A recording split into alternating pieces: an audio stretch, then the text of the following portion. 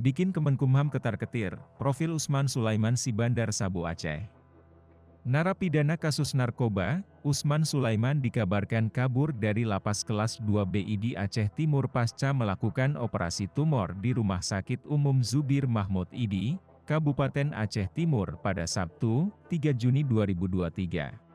Kaburnya Usman ini berawal ketika Usman mengaku dirinya ingin buang air kecil di kamar mandi rumah sakit.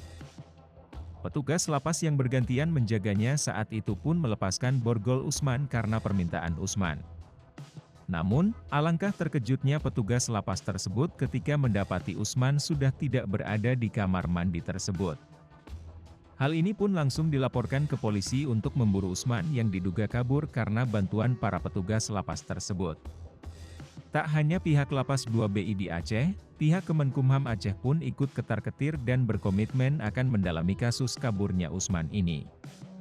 Investigasi mendalam pun akan dilakukan, sembari bekerja sama dengan Polri untuk mengejar Usman.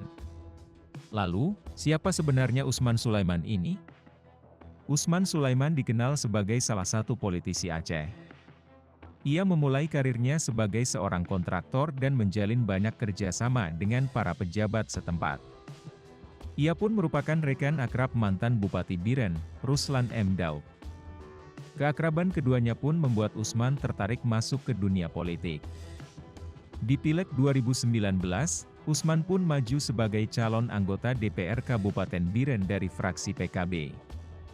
Berkat usahanya, Usman pun berhasil terpilih sebagai anggota DPR Kabupaten Biren periode 2019 hingga 2024. Keberhasilannya masuk sebagai anggota DPR Kabupaten Biren ternyata membuka peluang lain baginya. Pada Maret 2020, Usman diangkat menjadi Ketua DPC Kabupaten Biren. Tak hanya itu, Usman pun juga terpilih sebagai Wakil Tanfidziyah Pengurus Nahdlatul Ulama Biren. Usman pun terlibat dengan banyak kegiatan masyarakat Biren.